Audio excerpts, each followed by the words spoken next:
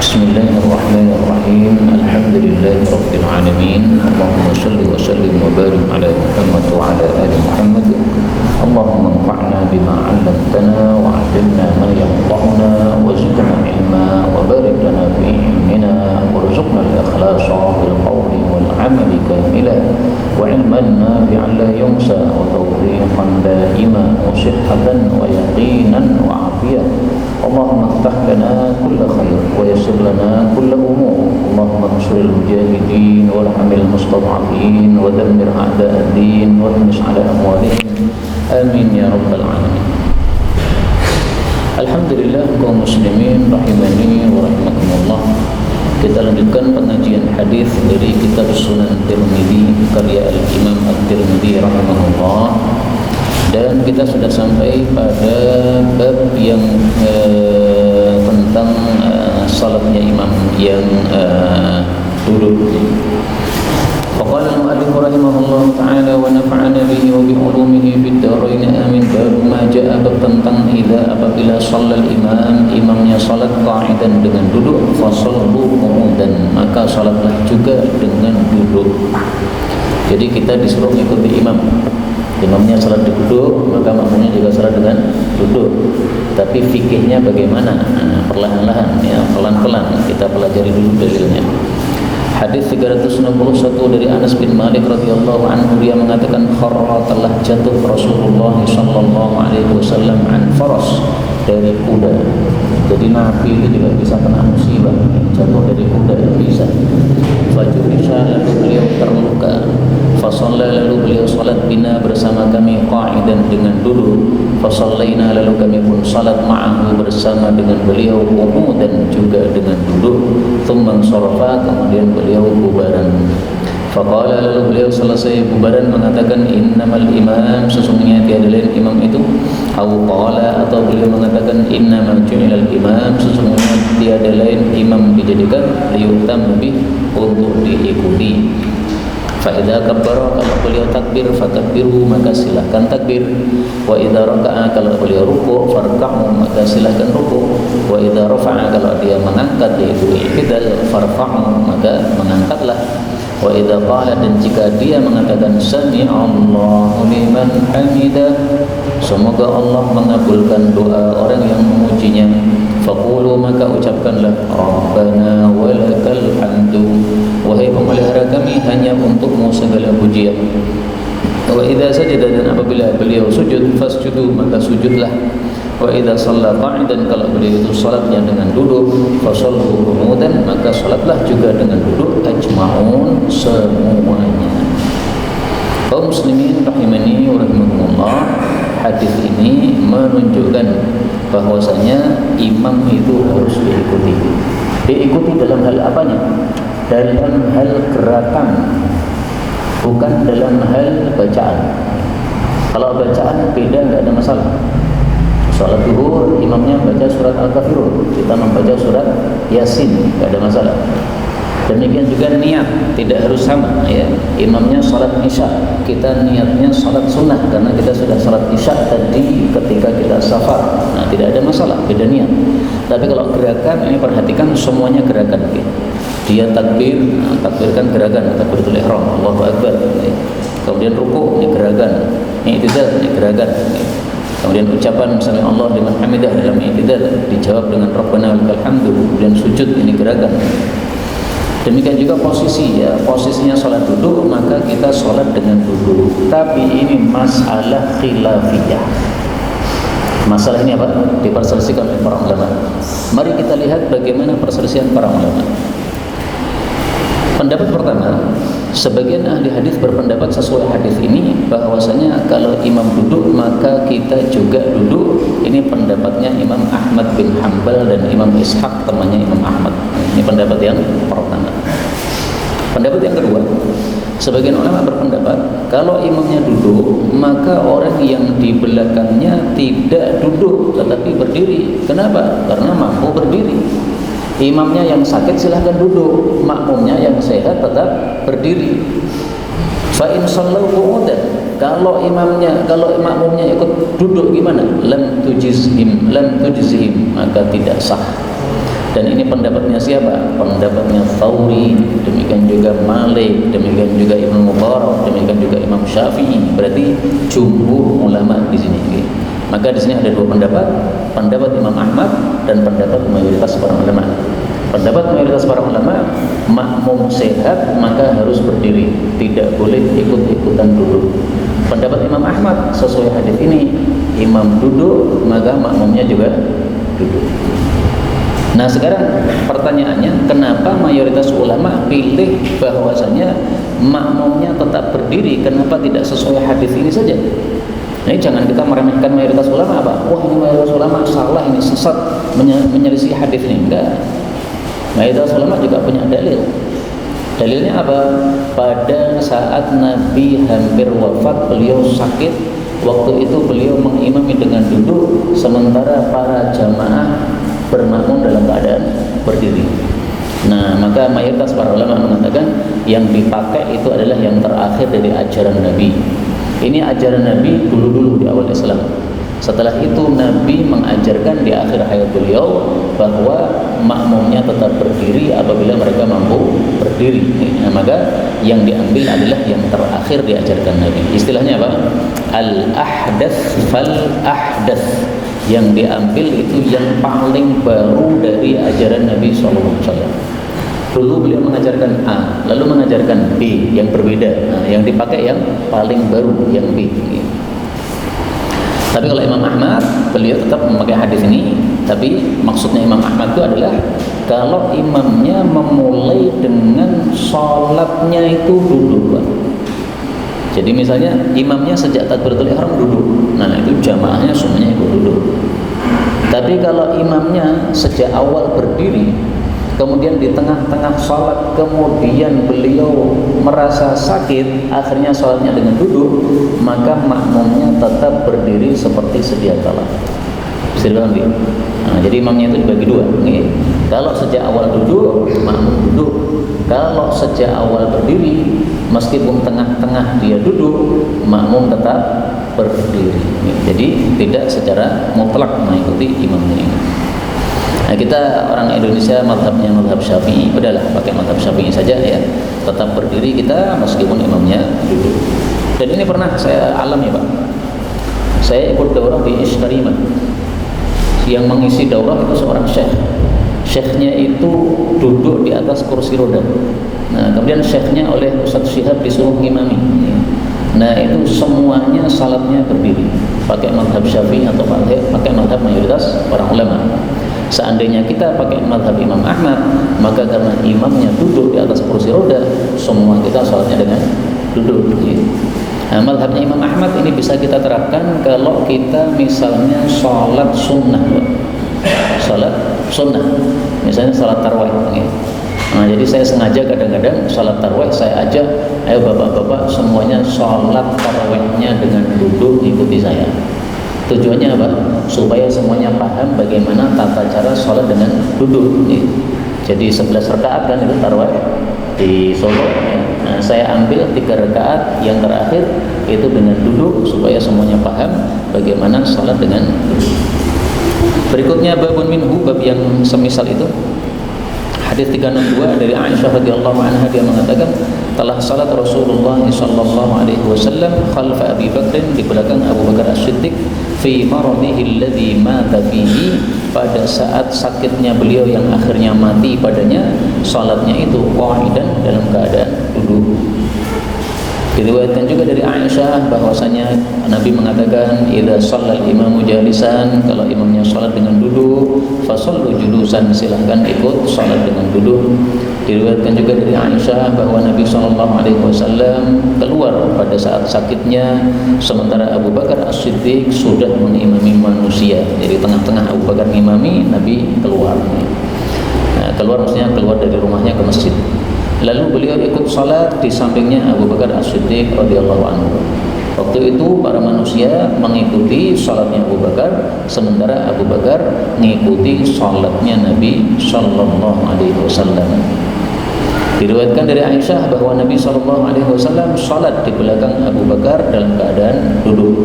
Diriwayatkan dari Anas bin Malik bahwasanya Nabi sallallahu alaihi wasallam salat di belakang Abu Bakar dalam keadaan duduk. Ini semuanya riwayat yang sama. Ringkasnya adalah ini yang saya ceritakan tadi. Di akhir hayat Nabi sakit, nggak bisa ngimami, Abu Bakar jadi imam. Abu Bakar jadi imam, ngimaminya dengan berdiri karena dia sehat. Di tengah-tengah sholat, Rasulullah merasa ringan badannya, akhirnya ikut sholat jamaah. Begitu beliau datang ke shaf yang pertama, maka orang-orang semuanya memberikan kode kepada Abu Bakar As-Siddiq bahwasanya Rasulullah datang. Kodenya mestinya mengucapkan Subhanallah, Subhanallah, tapi orang-orang malah salah, malah tepuk tangan gini, tepuk tangan gini. Akhirnya Abu Bakar karena ditepui terus, akhirnya beliau noleh. Oh, ternyata Rasulullah datang. Karena Rasulullah datang, akhirnya Abu Bakar As-Siddiq ingin mundur. Oleh Nabi dikasih aba-aba, tetap di situ, jangan mundur. Ya. Akhirnya Abu Bakar tetap berada di depan, kemudian Rasulullah berada di sampingnya Abu Bakar. Nah, sehingga Rasulullah yang menjadi imam untuk Abu Bakar menjadi imam untuk para manusia. Maksudnya gimana? Rasulullah kan sakit, suaranya kan enggak keras, Pak. Nah, maka beliau suaranya lirih saja. Allahu Akbar. Nah, Abu Bakar yang di sampingnya tahu Rasulullah sekarang ruku. Nah, Abu Bakar kemudian mengeraskan suaranya, Allahu Akbar, ruku. Nah, maka Abu Bakar ngikuti Nabi, kemudian para jamaah ngikuti Abu Bakar. Waktu itu para jamaah semuanya berdiri, tidak ada yang duduk. Kenapa semuanya berdiri?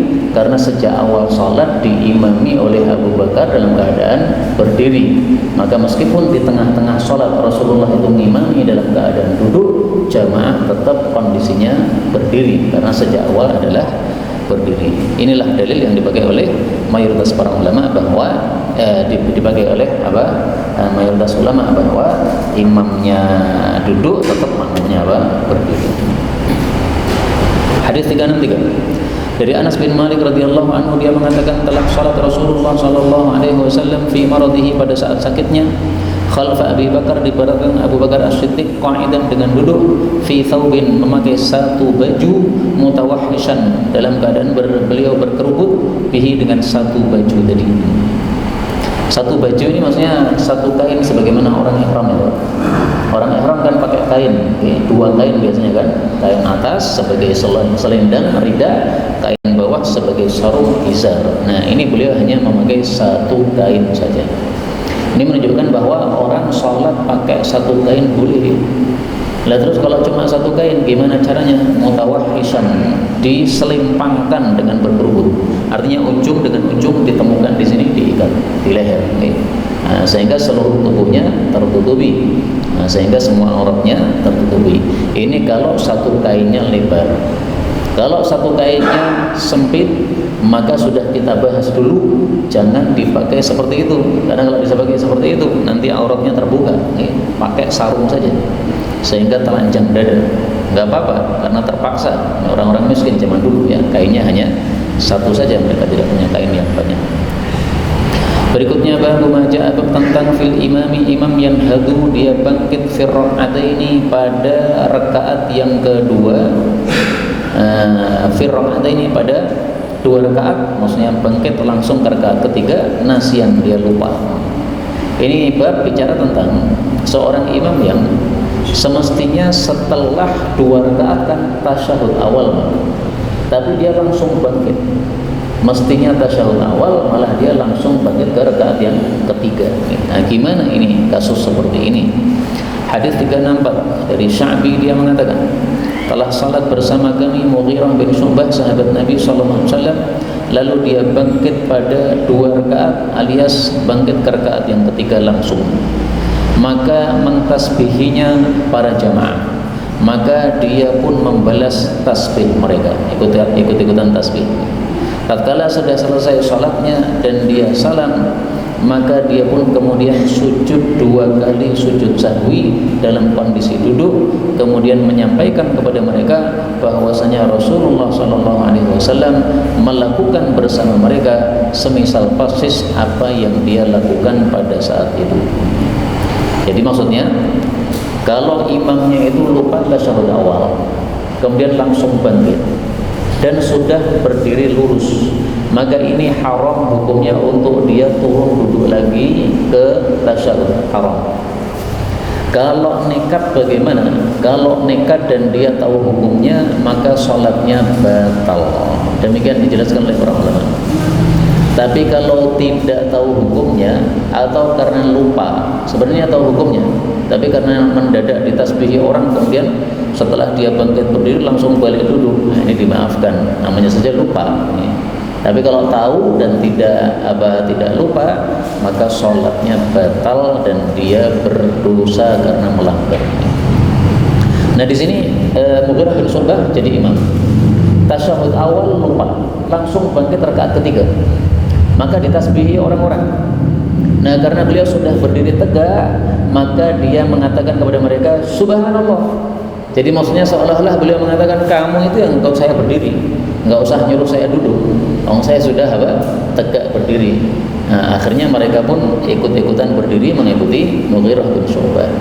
Nah, demikianlah caranya kalau imam ini lupa tasyahud awal tapi sudah terlanjur berdiri tegak, tidak usah dia balik, tapi hendaklah dia kasih kode para jamaah supaya mereka ikut-ikutan bangkit.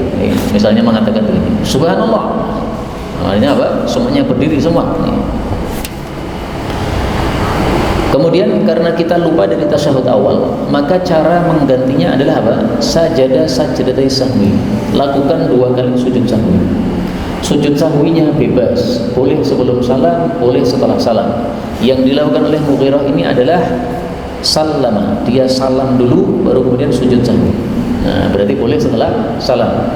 Tapi kalau sujud sahwinya setelah salam, maka setelah sujud sahwi salam lagi kanan kiri. Di sini nggak disebutkan salam lagi, tapi disebutkan dalam riwayat Abu Dawud atau dalam riwayat yang lain. Maka hadis ini adalah ringkasan dari riwayat tersebut. Semestinya saya tampilkan di sini riwayat yang jelas-jelas menunjukkan salam tersebut, tapi saya belum menyiapkan tersebut. Tapi coba kita baca penjelasan Imam Tirmidzi, apakah di sini ada penjelasan dari beliau.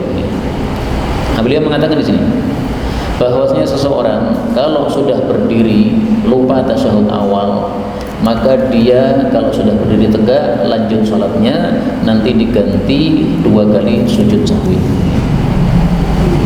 Di antara mereka ulama ada yang berpendapat sujud sahwinya sebelum salam. Ini pendapat yang pertama. Di antara mereka ada yang sujud sahwinya setelah salam. Ini pendapat yang kedua. Imam Tirmidzi mengatakan siapa yang berpendapat sujud sahwinya sebelum salam, maka hadisnya itu lebih sahih karena diriwayatkan oleh Imam Zuhri dan yang lain-lain bahwasanya Nabi SAW sujud sahwinya sebelum salam. Nah, jadi di sini Imam Tirmidzi menjelaskan perselisihan pendapat para ulama dalam bab apa? Dalam bab kapan sujud sahwinya itu, apakah sebelum salam ataukah setelah salam. Ada 2 pendapat. Pendapat Imam Syafi'i itu adalah pendapat yang ini Pak, yaitu qabla salam, sebelum salam. Ini pendapatnya Imam Syafi'i. Dan ini sesuai dengan apa yang dipilih oleh Imam Tirmidzi di sini. Kata Imam Tirmidzi yang sebelum salam hadisnya lebih sahih. Jadi dua-duanya sahih, tapi satunya lebih kuat kesahihannya. Nah, Imam Tirmidzi dalam hal ini fikihnya sama dengan mazhab Syafi'i. Ini bukan berarti Imam Tirmidzi mazhabnya mazhab Syafi'i, tidak, tapi hanya bertepatan pada saat ini mazhabnya sesuai mazhab Imam Syafi'i rahimahullah ta'ala. Ringkasnya bebas, mau sebelum salam sujud sahwinya boleh, mau setelah salam sujud sahwinya boleh, silahkan. Dan hukum sujud sahwi ini juga diperselisihkan oleh para ulama. Ada 2 pendapat. Pendapat pertama mengatakan hukum sujud sahwi adalah sunnah, dan ini mazhab Syafi'i. Pendapat yang kedua mengatakan hukum sujud sahwi adalah wajib. Di antara yang mengatakan itu adalah mazhab Zahiri. Hadis berikutnya 365.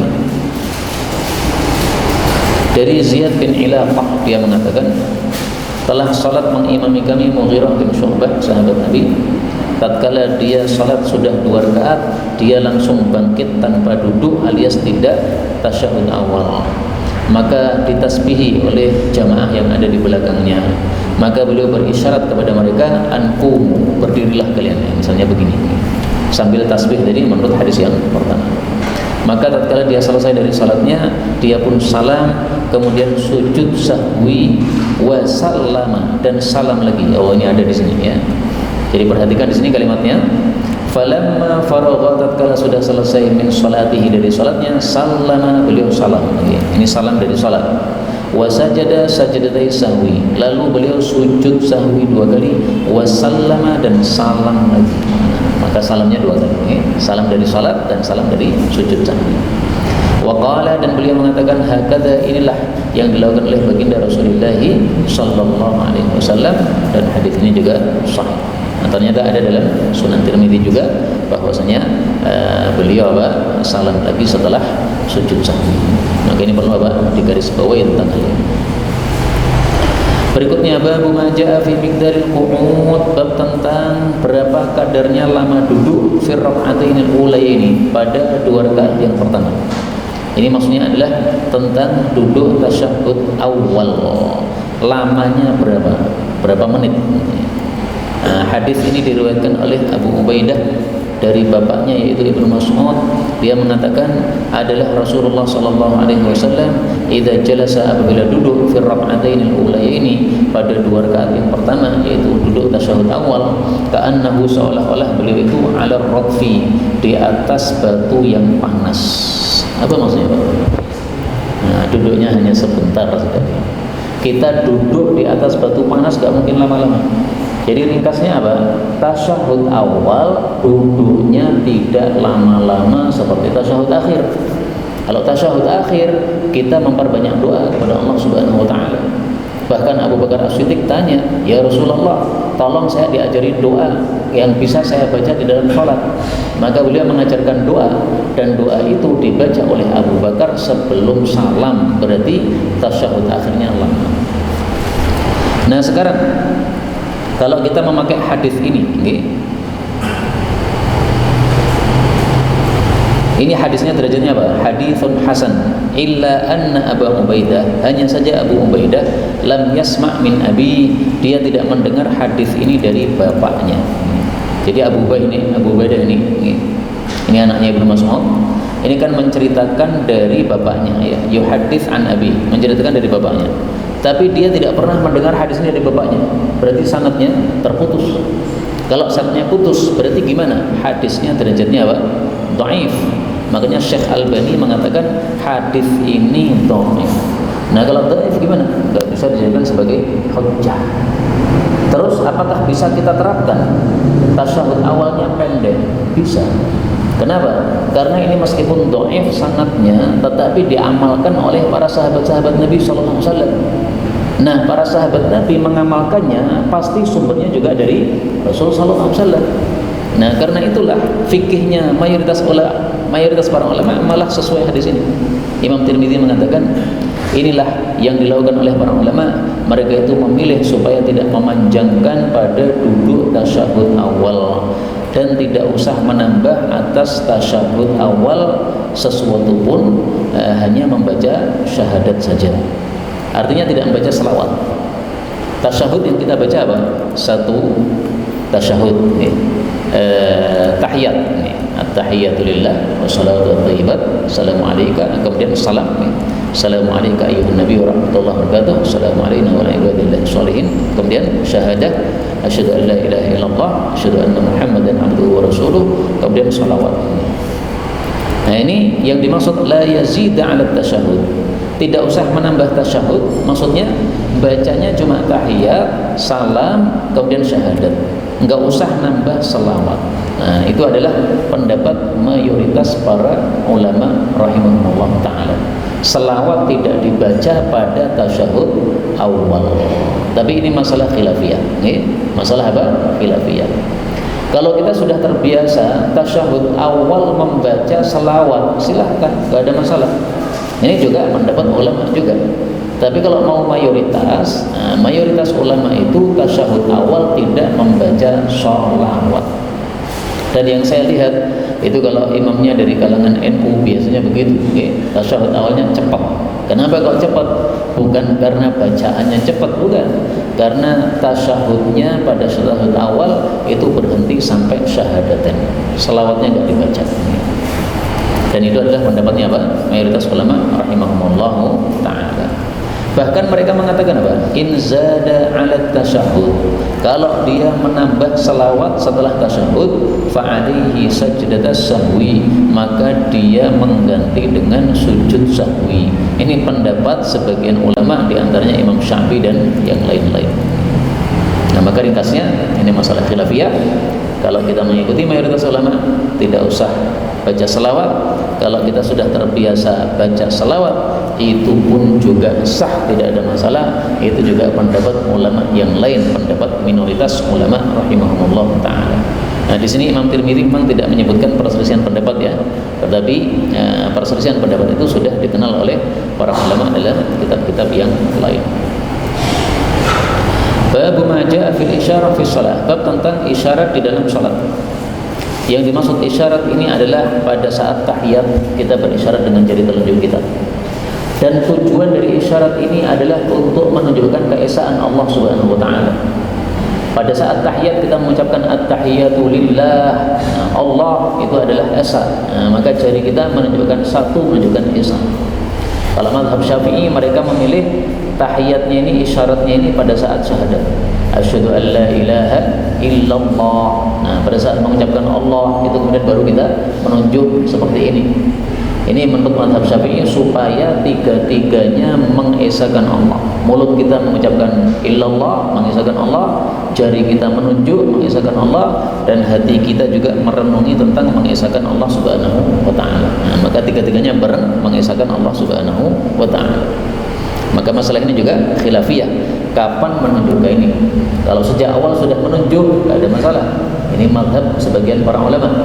Kalau menunggu ketika illallah baru nunjuk, juga tidak ada masalah.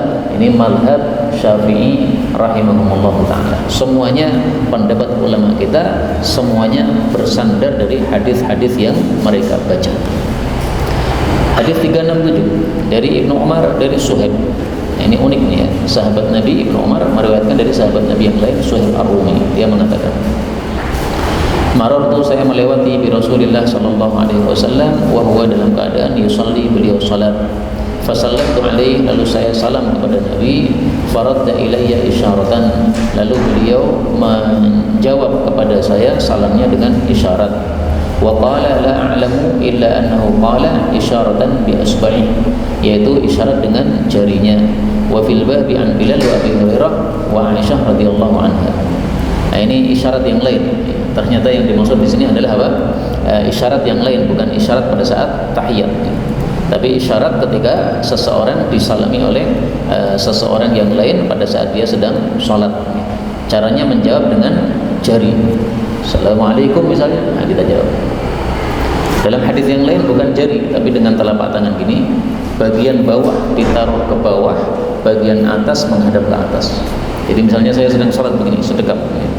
Kemudian istri saya masuk rumah, Assalamualaikum. Nah, saya jawabnya begini. Ini cara yang pertama, oke. Cara yang kedua, bi usbu'i, dengan jarinya. Nah, begini. Cara yang ketiga, tidak menjawab apapun ketika sholat, tapi menjawabnya nanti setelah selesai sholat. Selesai sholat, kemudian saya bilang sama istri, Waalaikumsalam warahmatullahi wabarakatuh. Ini tiga cara, semuanya kita temukan dalam hadis-hadis Nabi sallallahu alaihi wasallam. Maka dalam salat tidak boleh kita menjawab salam. Kalau kita menjawab salam, salat kita batal. Hadis berikutnya 368 dari Ibnu Umar lagi radhiyallahu anhu. Saya berkata kepada Bilal, kaifa, bagaimana, kana adalah an-nabiy sallallahu alaihi wasallam yaruddu, menjawab alaihim, kepada mereka, hina kanu yusallimuna alaihi, ketika mereka salam kepada Nabi, wa huwa fi shalah, sementara beliau sedang salat. Qala, dia mengatakan, kana adalah Nabi yushiru biyadihi, dia berisyarat dengan telapak tangannya. Nah, inilah hadis yang saya sebutkan tadi, yaitu isyaratnya dengan telapak tangannya, bukan dengan jari. Kemudian berikutnya saya mengatakan kepada Bilal, bagaimana Nabi SAW menjawab salam mereka ketika mereka salam kepada beliau di Masjid Bani Amr bin Auf, Maka dijawab yaruddu isyarah, dia menjawab dengan isyarat tangan. Dan kedua hadis ini semuanya sahih karena kisahnya Suhaib itu adalah selain kisahnya Bilal, ini dua kejadian yang lain. Meskipun Ibnu Umar itu meriwayatkan dari keduanya, fahtamala ayyakuna sami'a minhuma jami'an, maka berarti kemungkinannya dia mendengar dari dua rawi tersebut. Jadi maksudnya Imam Tirmidzi, hadis pertama dengan hadis kedua sama-sama bisa diterima. Hadis pertama apa? Bi isbahi, isyarat dengan jari. Sahih tidak? Sahih. Hadis kedua apa? Biyadihi, isyarat dengan telapak tangan. Sahih tidak? Sahih. Nah, terus sama-sama sahih. Berarti gimana ini? Ini dua kasus yang berbeda. Pernah Nabi pas salat disalami orang, beliau mengisyaratkan dengan jari. Pernah pas Nabi sedang salat disalami orang, beliau mengisyaratkan dengan telapak tangan. Nah, maka semuanya bisa diamalkan. Okay. Inilah bagusnya Sunan Tirmidzi, Pak. Sunan Tirmidzi tidak hanya mencukupkan satu hadis, tapi disebutkan beberapa hadis, kemudian beliau menjelaskan bagaimana mengkompromikan dua hadis tersebut. Nah, maka di sini beliau mengatakan apa? Fahtamala, kemungkinan ayyakuna sami'a minhuma jami'an. Dia mendengar hadis dari dua orang ini adalah kisah yang berbeda, sehingga karena isinya berbeda, kisah yang berbeda, dan semuanya sahih, bisa diamalkan semuanya. Nah, di sini sebenarnya kurang satu yang tidak disebutkan Imam Tirmidzi, yaitu Nabi tidak menjawab salam kecuali setelah selesai salat. Selesai salat baru kemudian Nabi menjawab salam. Itu ada dalam hadis yang lain. Nah, sayangnya tidak disebutkan oleh Imam Tirmidzi di sini. Waktu itu Rasulullah Shallallahu Alaihi Wasallam menjelaskan kepada sahabat yang salam ketika Nabi salat, kemudian dijawab selesai salat. Ya. Beliau mengatakan begini. Beliau mengatakan inna fis salati, sesungguhnya di dalam salat itu syughlan, ada kesibukan. Hadis muttafaqun alaih dari Ibnu Mas'ud. Jadi beliau pas salat disalami orang, diam. Sampai yang salam itu susah, Pak. Wah, Nabi marah sama saya ini. Saya salam enggak dijawab. Nah, Rasulullah itu sangat-sangat kasihan kepada para sahabat kalau mereka merasa susah. Sehingga selesai salat beliau cari orangnya tadi. Mana, siapa tadi yang salam tadi? Misalnya Ibnu Umar, dicari mana Ibnu Umar. Nah, selesai salat kemudian dicari orangnya yang salam tadi, baru dijawab Waalaikumsalam warahmatullahi wabarakatuh. Kemudian diberitahu inna fis salati syughlan. Saya tadi tidak menjawab salam karena saya sedang sibuk untuk bermunajat kepada Allah Subhanahu wa taala. Nah, orang sibuk jangan disibukkan. Nah, sehingga setelah selesai kesibukannya baru dia bisa menjawab salam orang tersebut. Berikutnya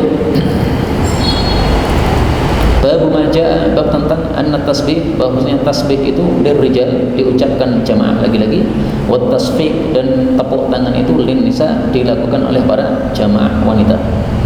Hadis 369 dari Abu Hurairah radhiyallahu anhu, bahwasanya Nabi sallallahu alaihi wasallam bersabda, at-tasbihu, bacaan tasbih, lirijal, diucapkan jamaah lagi-lagi, wa tasfiq, dan menepuk tangan, lin nisa, diucapkan oleh dilakukan oleh jamaah wanita.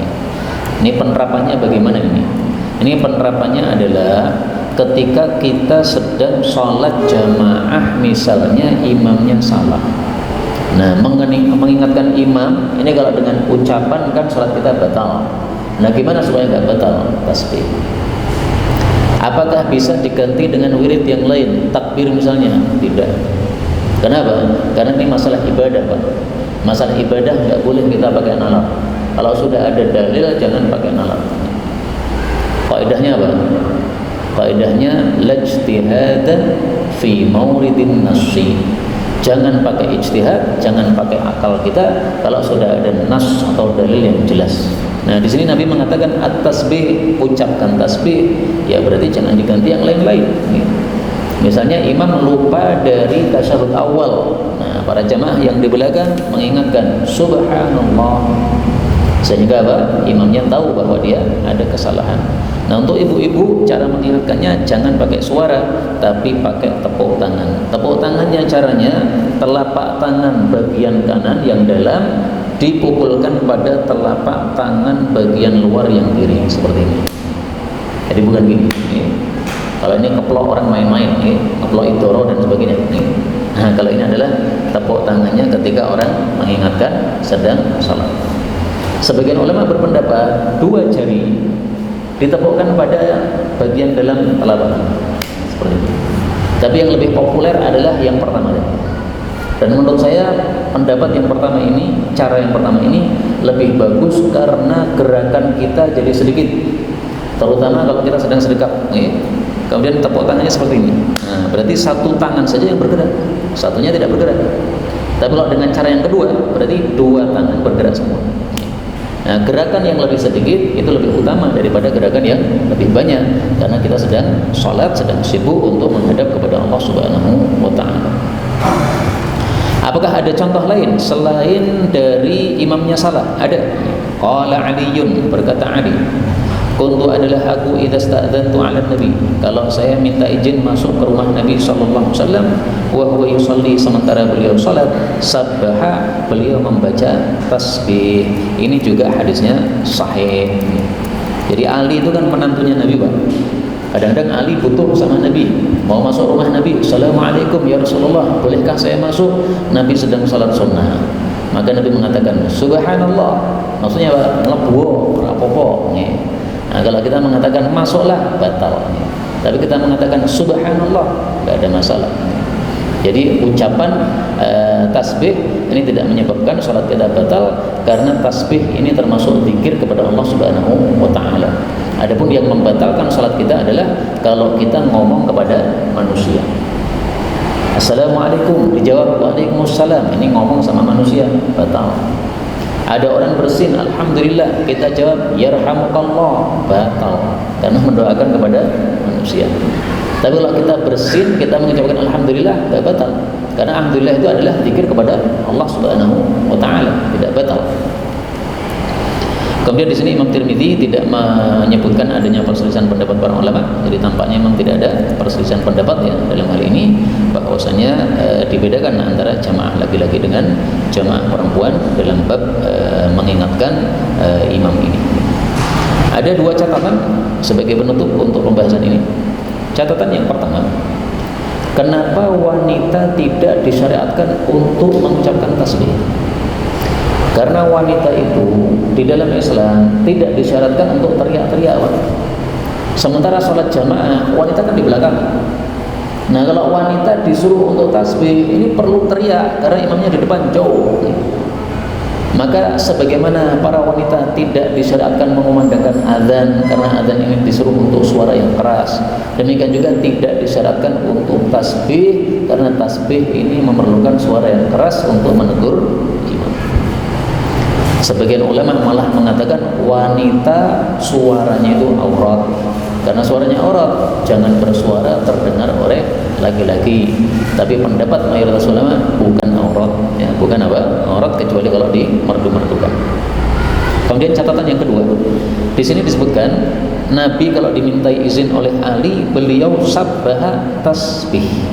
Dalam riwayat yang lain disebutkan tanah-naha, berdehem-dehem. Assalamualaikum ya Rasulullah, Rasulullah sedang salat. Nah, beliau memberikan izinnya gimana? Maksudnya apa? Lebu apa no? Tapi riwayat dehem-dehem ini tidak sahih, jadi jangan diamalkan. Saya jelaskan di sini supaya diketahui bahwa itu riwayat yang dhaif, sehingga nanti kalau panjenengan membaca dalam satu buku riwayat tersebut, nah, panjenengan sudah tahu ini dhaif, tidak bisa diamalkan. Diamalkan yang sahih saja. Ini yang dapat kita pelajari pada pertemuan kali ini, kaum muslimin rahimani wa rahimakumullah. Benarnya dari Allah Subhanahu wa Ta'ala. Kalaupun ada salahnya, fa astaghfirullahal azim li wa lakum walhamdulillahi rabbil alamin.